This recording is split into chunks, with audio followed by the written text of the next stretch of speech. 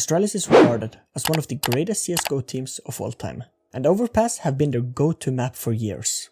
So how on earth did a tier 2 team beat Astralis on a map they have 90% win rate on so far this year? How did Apeks do it? Did Astralis throw for content?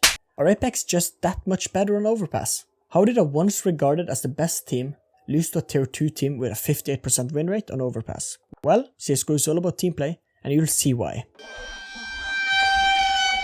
After Apeks lost the pistol round, they knew they had to do something to bring the game back. And that's why we see a force buy from Apeks players, with a scout and some upgraded pistols. The goal of this round from Apeks is to try and find the first kill, and then play the man advantage. Apeks does this by stacking B site and allowing Nok to be the solo A player, and is mainly playing A for information. Astralis on the other hand is focusing on map control, with Apeks going alone on short for information and control.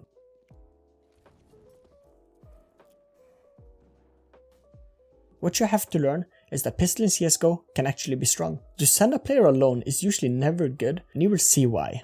Oops, Astralis is now a man down after the Vice got a little too aggressive on mid, and look how the dominoes falls. Astralis have 4 players and only 2 of them are going together. This is the dream scenario for Apeks. A deagle and a scout on A is enough to force Astralis to B, and here Apeks have 3 players ready for this. Astralis have taken the bait, a well-timed smoke from Apeks, and Astralis is forced back up again to A, and Nok shows what he's made of. To know where they want to go with this one.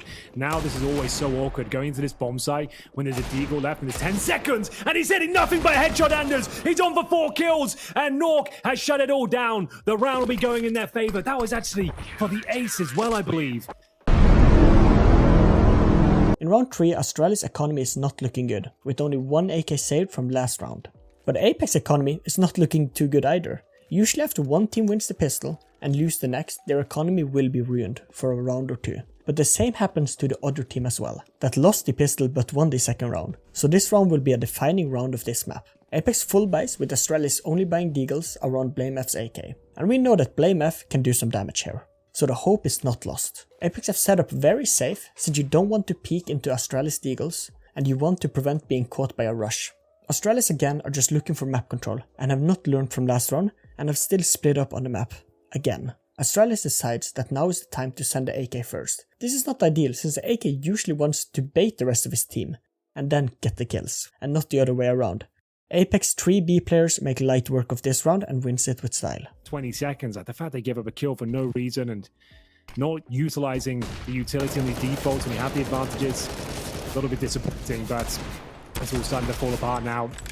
Apeks will pull one back, but what do they do with this next? They just don't really have much control of the situation. 1 by 1, they dribble through the smoke, and yeah, it's a pretty comfortable round here.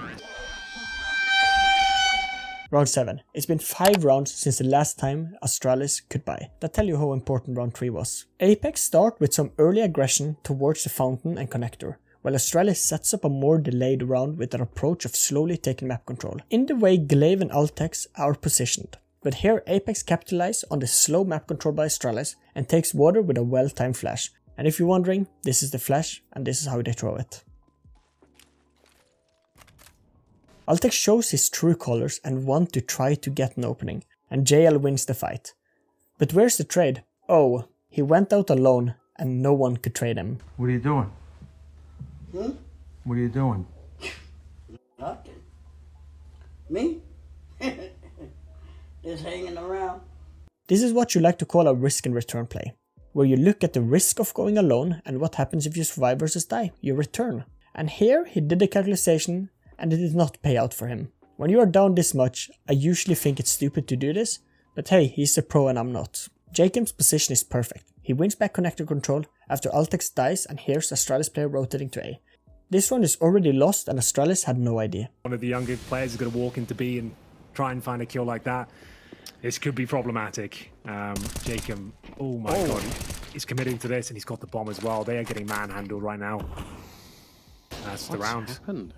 That's what the round. What is going on? Yeah, it is. There's just, I mean, even if they find Jacob now, well, look at the clock, 40 seconds. They'd have to run across the map and check corners like that one, which they won't be able to. 2 to 5. I'm really shocked. Again, we kind of painted the picture for you beforehand about how this could be playing out. Given the map that we're looking at here, just didn't feel like Apeks are going to be able to step it up quite properly. Round 11, and it's not looking good in the Astralis camp, being down 1-9 versus Apeks. Here they have to try something new, and when your silver teammates try something new, it usually doesn't work. But look how Astralis does it. They've realized that Apeks A long is super weak, and uses this to perfection, with sending the Vice up silently while Glaive and BlameF takes all the attention in bathrooms and mid.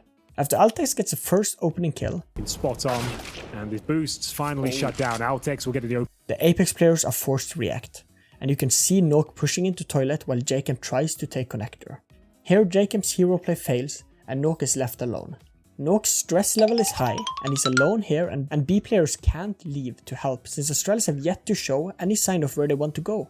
So he tunnel visions, and this works out perfectly for Astralis. Just a tiny bit on the Astralis side. They're creeping on through. Device should be a free kill here to take. Oh, there we go. All right, second bullet will do it. After JL kills Altex, he's running to catch Astralis players from behind, and damn is he close. But it does not work out, and Astralis secure the second round of the map.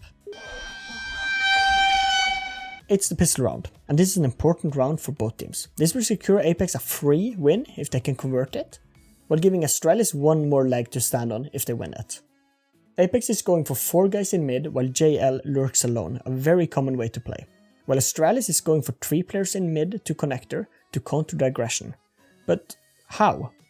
Well, connector is the binding point of both sides, so when you have control of it, you as well will have control of where the enemy can go. So if Apeks does an A-rush, the Astralis convoys will hear this and come behind, and the same for B. Apeks decides to take con, and here we will see the importance of the con play. And Astralis wins the control of con, and it's now an unlosable 4v2, and they've bomb dropped at their feet. What can go wrong? Well, Apeks, now in a stressed and tough position, decides to do what is the best, to just push and hope for the best. And here JL shows us all what he's made of. Yeah, that is a lockdown. Certainly is. That should be it. Hold on, hold the phone. It's getting awkward. And this is Astralis' first blunder.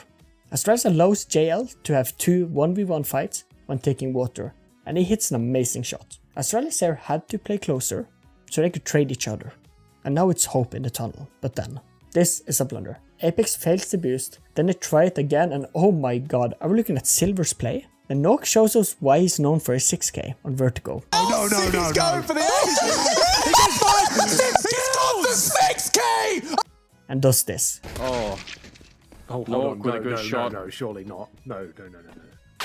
No way. Oh my god, he's done it, Henry! And Apeks takes the pistol.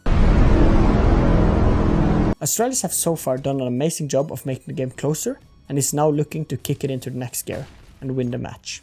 Apeks understand this and have to try something new. Apeks does the normal setup with the focus on map control, and here Astralis counters it perfect. While Apeks were taking map control, Astralis decided to only have 2 B players and then have 2 mid players to fight Apeks, and Blame and Device are perfect for that. The Device with the big green gets a kill on Slico, and Apeks have to rethink.